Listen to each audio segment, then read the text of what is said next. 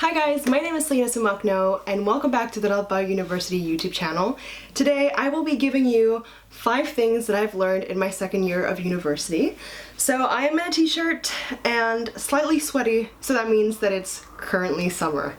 And I have finished my exams except for one last deadline, so I'm pretty much already living in that mindset of looking back at what happened last year. And I honestly can't tell you that I remember most of what happened. It has gone by such a blur. The first year felt like it was never going to end, and the second year feels like I blinked.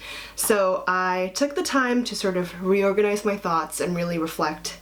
So I will be giving you my list. Let's get into it. My first tip or lesson that I learned is write about what you love, even if it seems scary, but don't just write it because you love it. So in arts and culture, which I study, there are a lot of deadlines and a lot of final exams that actually consist of only essays.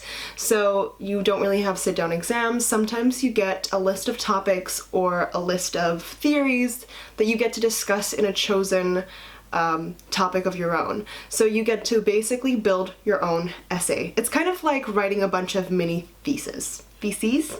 What's the plural? I don't know.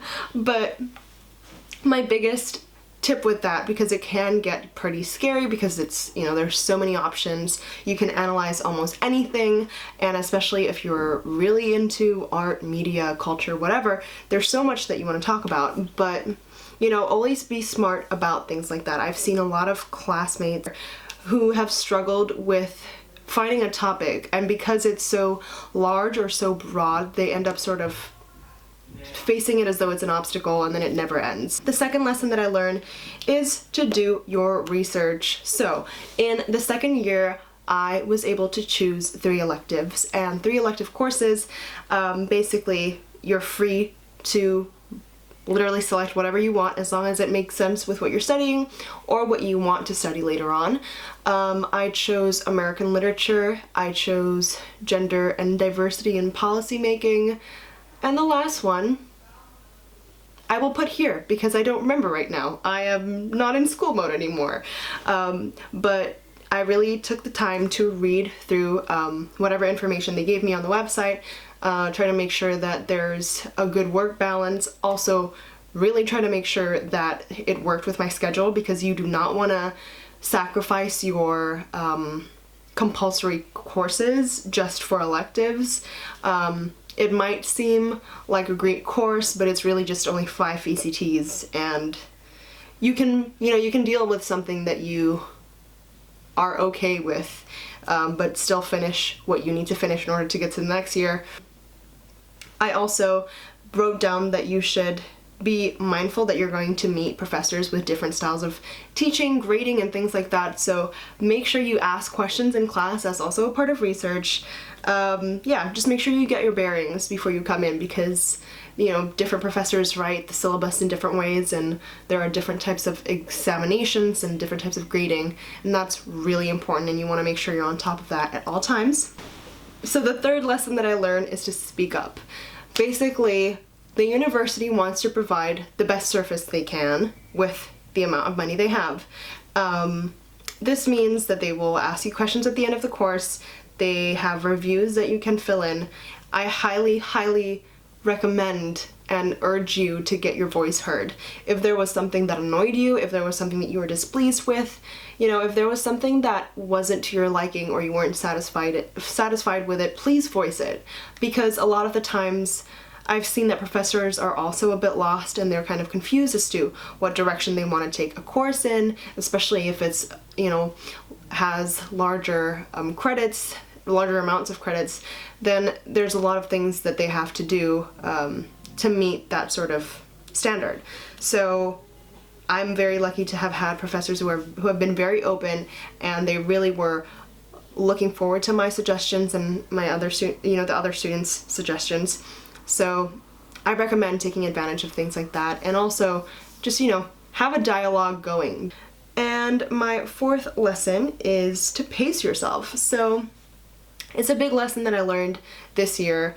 because the first year was sort of a frenzy. You're just trying to do the best you can, try your best not to fall too many times and just pick yourself back up, not look back, and sort of just keep going. And the second year, it's sort of like, all right, you know, I know what I'm doing. I can sort of pick and choose what I'm gonna do next. And yeah, so it's not the end of the world if you have a bunch of retakes. It's not the end of the world if you fail something.